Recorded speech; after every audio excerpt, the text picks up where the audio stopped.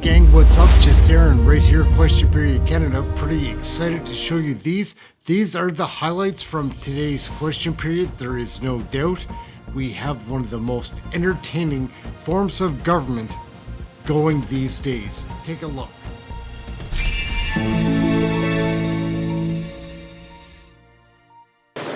Order. I have the honor to inform the House that the Clerk of the House has received from the Chief Electoral Officer a certificate of the election and return of Mr. Giddee, member for the Electoral District of Durham.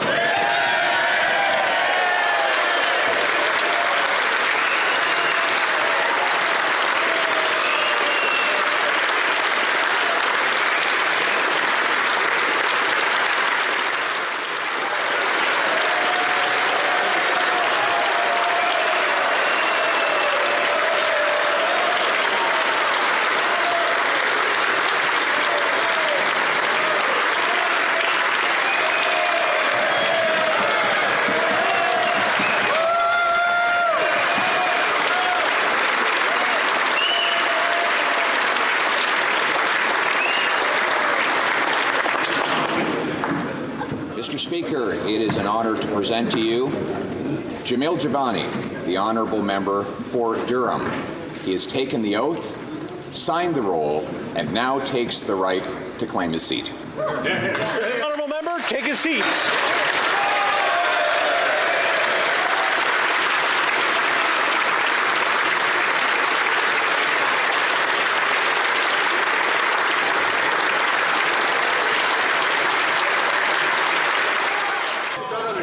Every day could be like this. Oral questions, question orale.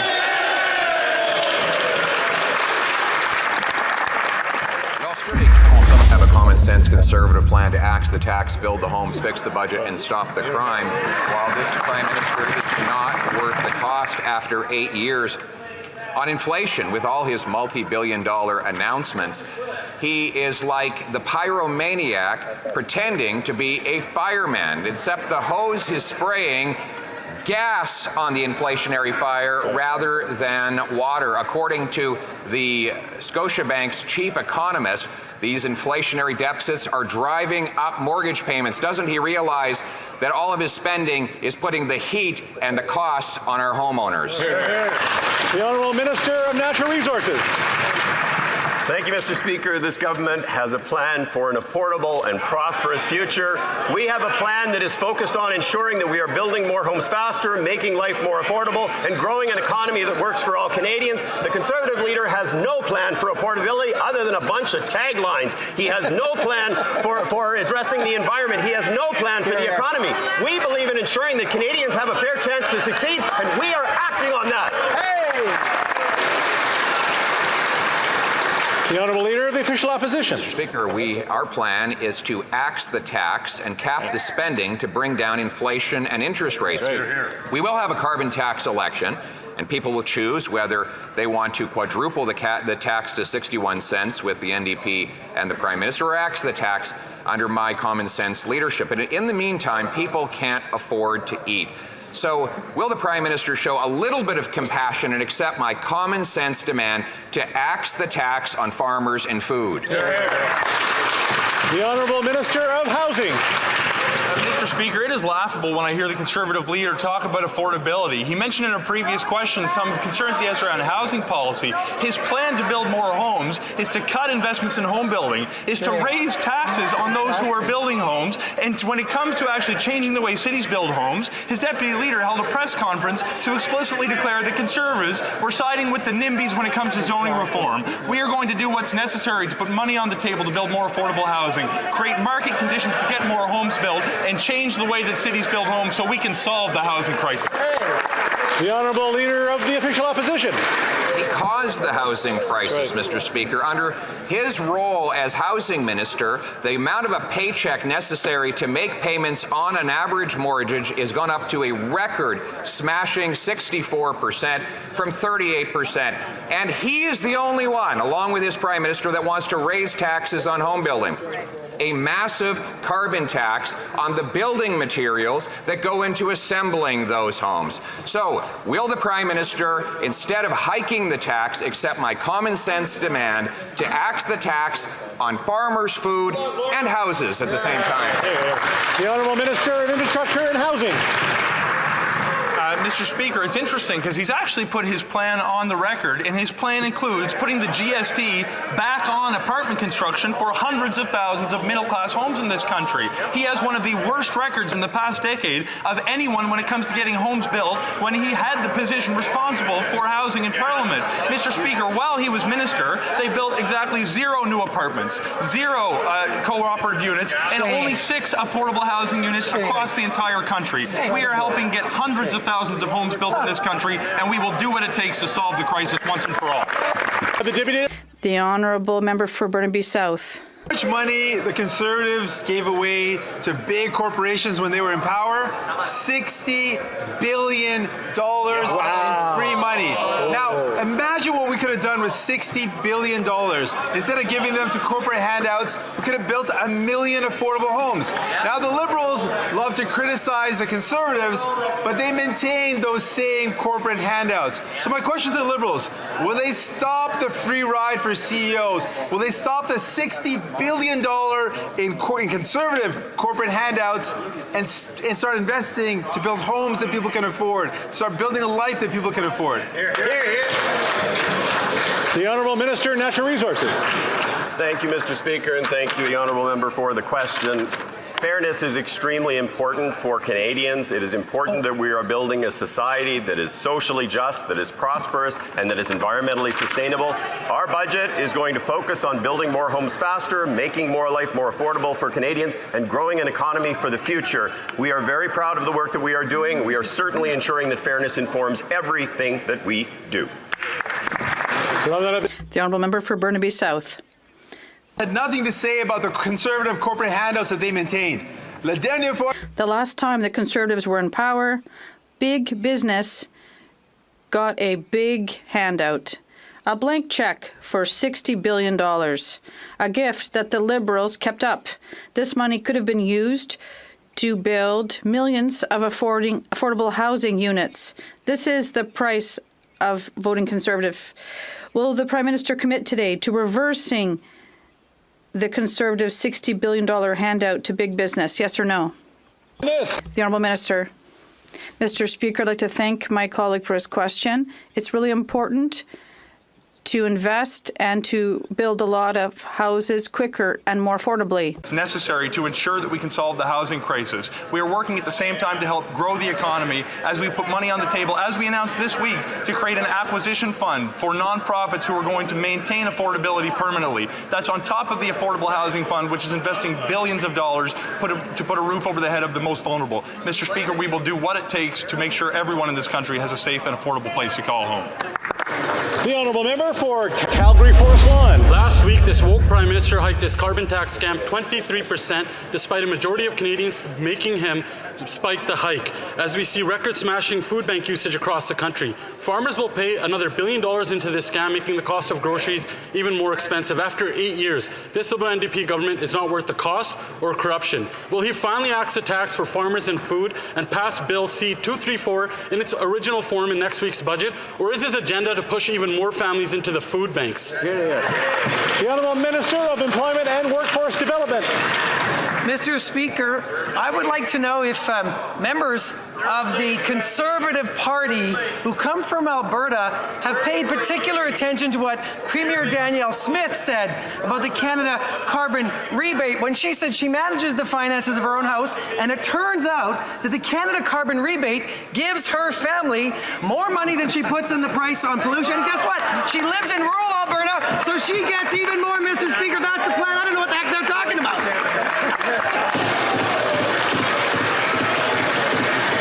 The Honourable Member for Calgary Forest Lawn. What we'd like to know is what his next job is, because after the next election, maybe this carbon tax scam will be gone. Now there's 6 premiers that are demanding a carbon tax meeting, because they all know after 8 years, this Liberal NDP government are like hike this carbon tax scam and not worth the cost. Why is this Prime Minister hiding? Why doesn't he show some guts, call this meeting so the premiers can tell him to shove his carbon tax where his poll numbers are, in the gutter?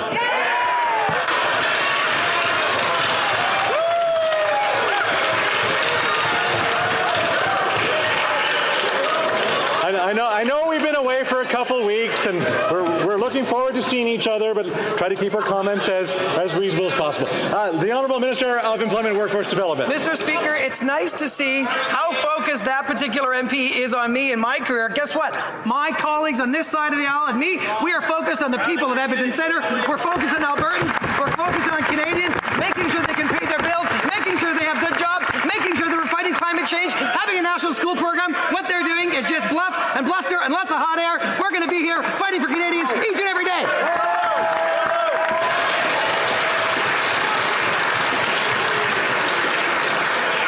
It's great seeing all of you guys too. This is awesome. The Honourable Member for Haldimand Norfolk. After 8 years of this Liberal NDP government, cost of living is out of control. Farmers are suffering and food has become unaffordable because of the carbon tax. Almost 2 million Canadians are going to the food bank every single month. Yet on April 1st, the Liberal NDP government increased the carbon tax by 23%. Will this Prime Minister stop punishing Canadians and farmers and pass Bill 234 in its original form? The Honourable Minister of Natural Resources. Thank you, Mr. Speaker. I do think that it's time that the Conservative Party stop trying to mislead Canadians. The price on pollution is an effective mechanism for reducing carbon emissions, and 8 out of 10 Canadian families get more money back, a fact that was underlined by 200 economists across this country that said it is the most efficient and most effective way to reduce emissions that ensures we address affordability. And in fact, Saskatchewan Premier Scott Moe last week said he explored alternatives to carbon price, but he found they were too expensive. Well, my goodness, we've been saying that for years.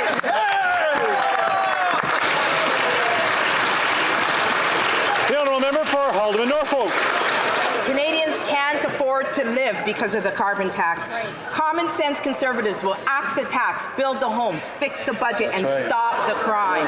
After 8 years of this Liberal NDP government, rent and mortgages have doubled.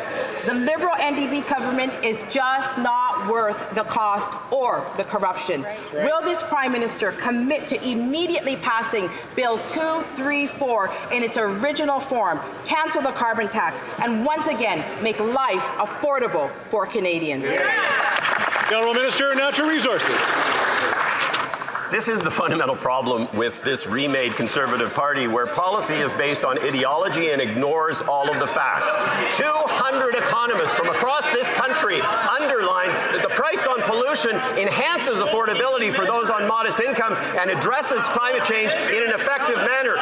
Even Scott Moe and Daniel Smith have said that. And these folks sit on their hands, these climate-denying Conservatives. It is time they listen to people who actually know what they're talking about and abandon their plan to simply let the planet burn.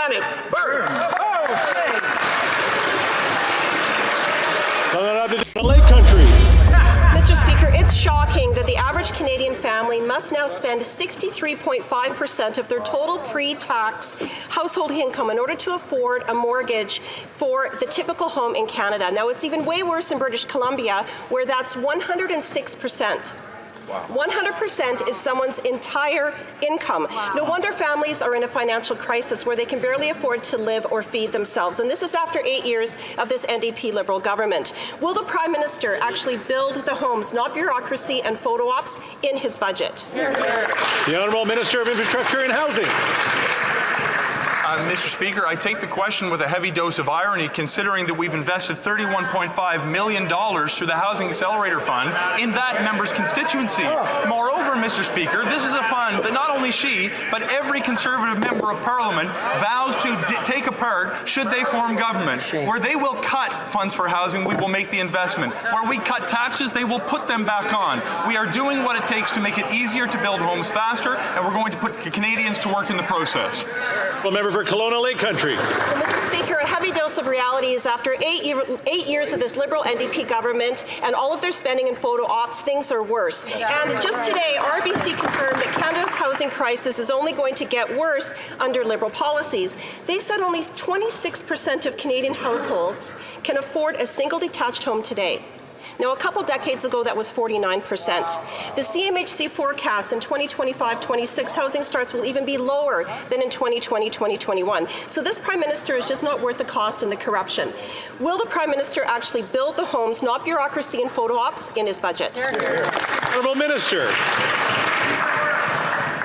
Mr. Speaker, we are going to put forward policies that are going to help solve the national housing crisis. We know that higher interest rate environments have made it difficult to build homes. That's why we are cutting taxes on new home construction, which they oppose. It's why we're putting more money on the table to build new apartments, which they oppose. It's why we put money towards incentivizing changes for cities, which they oppose. And just this past week, their deputy leader held a press conference to proudly declare that they were siding with the NIMBYs when it came to municipal zoning reforms. We need to do everything we can to make it easier to build homes more quickly and more cost effectively. It's a shame the Conservatives oppose at every stage. The honourable member for Chicoutimi-Le-Fjord. Mr. Speaker, after 8 years of deficit spending, people are no longer able to find affordable housing. There's still more bureaucracy than common sense solutions. This Prime Minister is not worth the cost. In Saguenay, in just 24 hours, a landlord received over 200 requests for his apartment. And apartments are becoming increasingly rare and expensive. Mr. Speaker, in his next budget, will this Prime Minister finally build housing and stop adding red tape? Mr. Speaker, Shaw Zeb is a young dad in Toronto. He feels stuck. He can't afford to leave his parents' home, and like many Canadians, is feeling hopeless. 85,000 people in Toronto alone are waiting for social housing, and it's because 30 years of Liberals ignoring the problem while the gut and cut Conservatives lost over 800,000 affordable homes. Are the Liberals going to keep throwing money at rich developers for luxury condos, or will they start to build social and affordable housing Canadians desperately need? Hear, hear, hear. The Honourable Minister of Infrastructure and Housing. Mr. Speaker, let me begin by congratulating my friend and colleague on his recent appointment. I look forward to working with him to defend housing for the most vulnerable in the months ahead. With respect, Mr. Speaker, we have put investments on the table that are building affordable housing for low-income families over the past number of years, and we are accelerating that work. The upcoming federal budget is going to include $1.5 billion to help nonprofits acquire social housing so it can be kept affordable forever. We have made in the fall economic statement an additional $1 billion investment to build more affordable housing stock, and we're working with provinces and territories by putting federal money on the table and using federal leadership to help solve the housing crisis, including for the most vulnerable. I'm looking forward to continuing this work alongside my colleague. The Honourable Member for Nunavut. Grocery prices in the north are still sky high. In the latest flyer from Northmar in Iqaluit, a jar of pasta sauce is over $10. When I asked the Minister of Northern Affairs about the Broken Nutrition North program, he pointed to internal reviews and studies. Indigenous peoples and Northerners do not need more studies. They need to put food on the table. When will the Liberals stop the delays and fix Nutrition North so people can put groceries on the table? The Honourable Parliamentary Secretary to the Minister of Northern Affairs. Thank you, Mr. Speaker, and I want to thank my colleague for her question. We know that affordability is an issue for all Canadian families, and we know that it is even a larger issue across the North. That's why in our time in government, we have doubled our investment in programs like Nutrition North. We've added to programs like the Harvesters Investment Program to allow people to have affordable foods that come from the land. We'll continue to work with the territories and all communities to support them in achieving affordable food and nutritious food for their communities. The Honourable Member for Scarborough Agincourt. Mr. Speaker, no child should go to school hungry, but we know that for many families that is the reality. For parents of young children, a national school food program would help them feed their children and reduce their food costs. By providing consistent access to nutritious meals, we can set kids up for success. Can the Minister of Families, Children and Social Development update this House on the progress of building a national food program? The Honourable Member for the Honourable Minister of Families, Children and Social Development. Thank you, Mr. Speaker. And I I know my colleagues and fellow mums and dads on this side of the House agree that no child should go to school hungry. And that's why we announced just last week a $1 billion investment through Budget 2024 for a national school food program. This program will ensure that children who arrive at school hungry have access to food, ensuring additional 400,000 kids will be able to access this food. We will work with the provinces and territories and Indigenous partners to roll this out. We know the Conservatives have voted against this, but we're doing the hard work. The Honourable Member for Elgin, Middlesex, London. Thank you, Mr. Speaker. Mr. Speaker, after 8 years of this NDP Liberal government, Canadians cannot achieve their goal of owning a home and continue to struggle amidst this crisis. According to a recent report in the Globe and Mail, Canada needs to complete 320,000 housing units annually from now until 2030 to meet the demand. Canadians have had enough and must see this crisis managed properly. This Prime Minister is not worth the cost nor the corruption. Will the Prime Minister stop basing this budget on bureaucracy and photo ops and actually build the homes? The Honourable Minister of Families. Mr. Speaker, quite the contrary. You know, I have the opportunity to speak with many mums and dads across this country about the programs that we've been putting in place to support them. I recently spoke to Chris, who lives in Peterborough. She's a Trent University student. She shared the impact of our waiving of the interest on student loans. She shared the impact of being able to access $10 a day childcare, as well as the Canada Child Benefit. These programs have saved her tremendously and helped her and her daughter get ahead. Member for Elgin, Middlesex, London. Very much, but Canadians need a home, and Canada has not built fewer homes than we did back in the 1970s, where our population was half of what it is today. We need 320,000 units being built before 2030. This requires a record pace of construction, which will already exhaust an already burnt-out workforce. Canadians need solutions. This Prime Minister is not worth the cost. Will this Prime Minister stop making announcements and just get the houses built? The Honourable Minister of Housing. Stanley. What helps mums and dads across this country afford a home, Mr. Speaker? Being able to have access to $10 a day childcare and get back into the workforce. We're seeing record numbers of women, of moms, get back into the workforce, giving them the opportunity to contribute to their family finances and be able to afford a safe place to live. Contrast that to the Conservatives' continued fear-mongering. On this side of the House, we're doing the hard work to support families. That's right. The Honourable Member for Mégantic-L'Érable. Canadians are clear on the two most important economic issues we face: inflation and high interest rates. And they understand that government deficits cause inflation. Runaway deficits cause runaway inflation. This year's deficit is expected to be $47 billion, $7 billion higher than forecast. To say this is a runaway is an understatement. The Bank of Canada, the Governor, has been clear. Deficits are the main factor keeping interest rates high.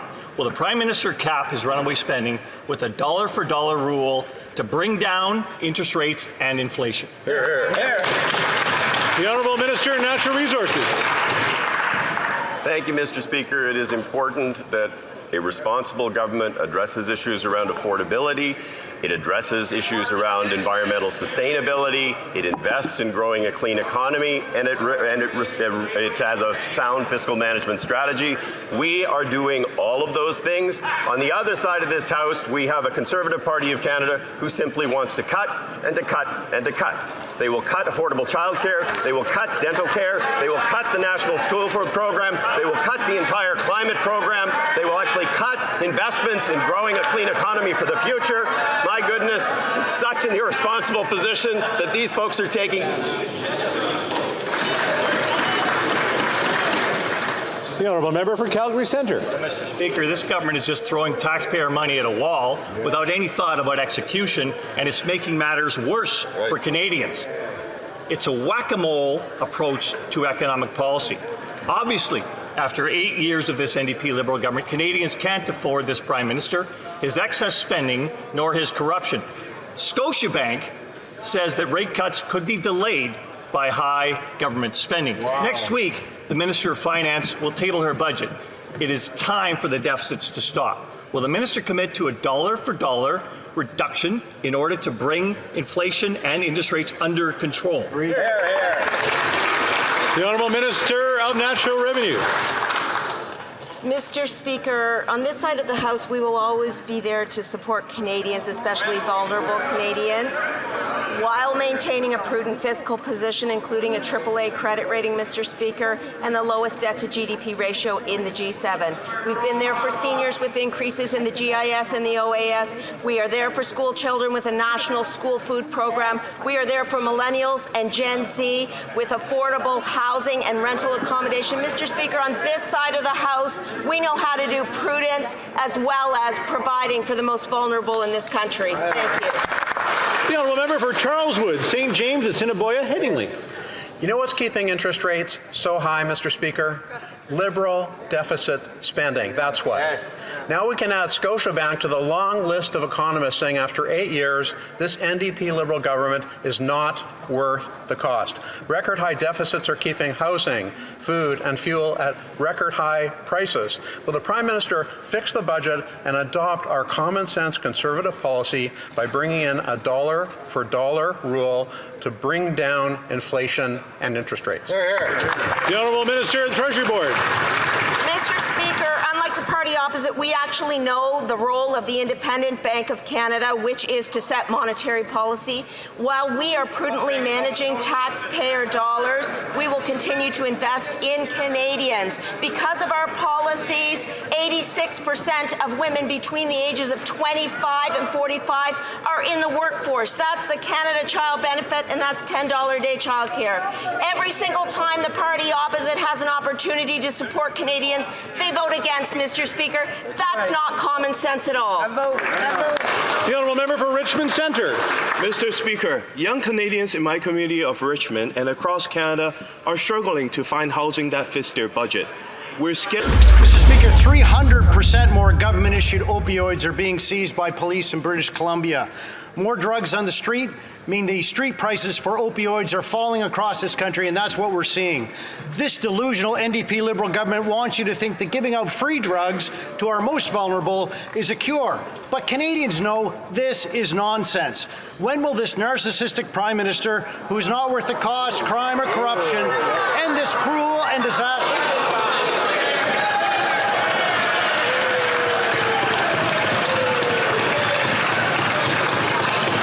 Remind honourable members to be judicious in their. I will let the honourable member maybe rephrase that. The honourable member for Cumberland Colchester. Well, you know what, Mr. Speaker? What I would like to say here is, given the fact that I practice as a physician a long time, that's the diagnosis, Mr. Speaker.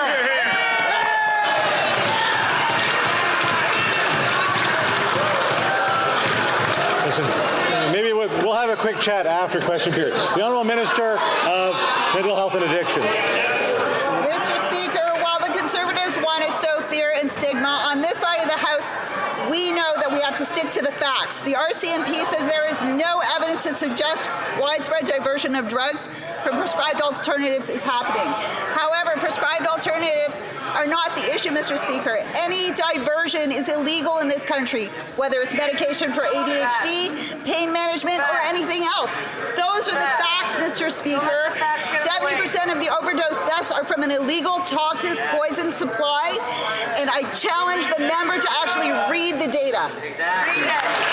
The Honourable Member for Egmont.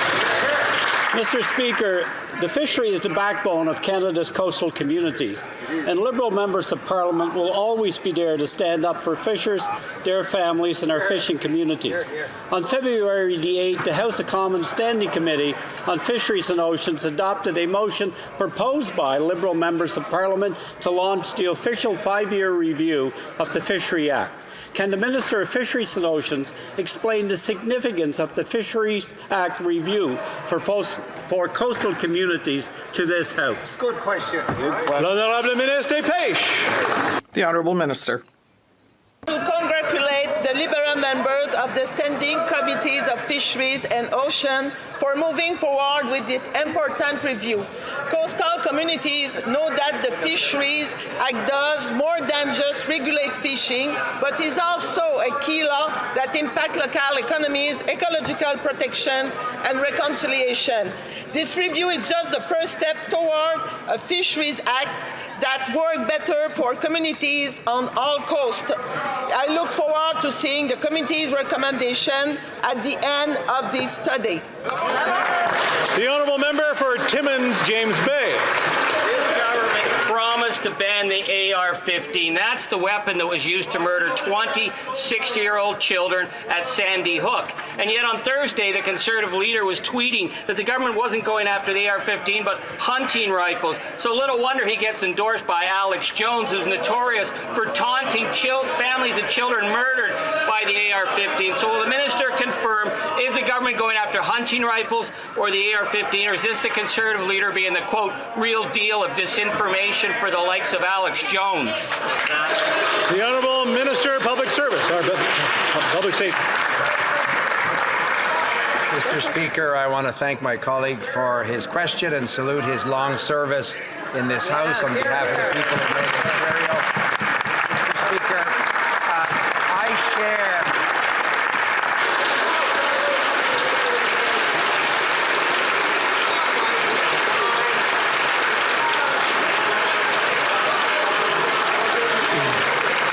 The Honourable Minister of Public Safety. I've never had that much applause, Mr. Speaker, in the House before. Mr. Speaker, I share our colleagues' concern about the Conservative policy with respect to gun control. We have said from the beginning, law-abiding hunters and sports persons are not the subject of these regulations. Mr. Speaker, what we're doing is taking away guns that were designed to kill people on the battlefield, and we're also prepared to compensate the people that bought those guns lawfully. It's something the Conservative Party will undo, and we're committed to keeping Canadians safe. Absolutely. The Honourable Member for Richmond, Arthabaska. Mr. Speaker, since I've been a member here, every February we receive the list of projects that were accepted or refused under New Horizons, a program that improves the lives of seniors. Unfortunately, this year, for a reason we weren't told, we haven't had access to this information, so we can't help our local organizations. I've sent 3 emails, made 5 phone calls, and even sent a fax to the Office of the Minister of Labour and seniors, but I didn't even receive an acknowledgement of receipt. Mr. Speaker, it's very discouraging. In order to do our work properly, we would like the Minister to explain why we're not getting this information, and will the situation be rectified? Thank you. The Honourable Minister. Mr. Speaker, and I thank the honourable member for the question, and even a fax. So I've got no excuse there. I will dig in deeper and get the answers that the member's looking for. Thank you, Mr. Speaker. Great idea. That's all the time we have for question period today. Yeah, gang. So my name's Ehren. Just to explain, we watch Canadian politics here. I'm trying to learn about Canadian politics, and while I learn, I share with the people that watch my channel. That's it. We have a blast. We watch all the broadcasts of the daily question periods, and it's pretty fun. Gets out of hand sometimes, but that's part of the fun. Come join us. Our crew is pretty amazing. I think you'll like our community. Come check it out. Give it a test. If you like that chat stuff, we're kind of on spot. And on top of these Canadian politics and politicians, these guys aren't getting away from us. We've got our eyes on them. I'm Ehren, Question Period Canada. Like, subscribe, share, comment, do all that fun stuff. It's great. Make sure you watch one of the live shows. Check out a video. That'd be amazing. We'll catch you next one. Thanks for watching.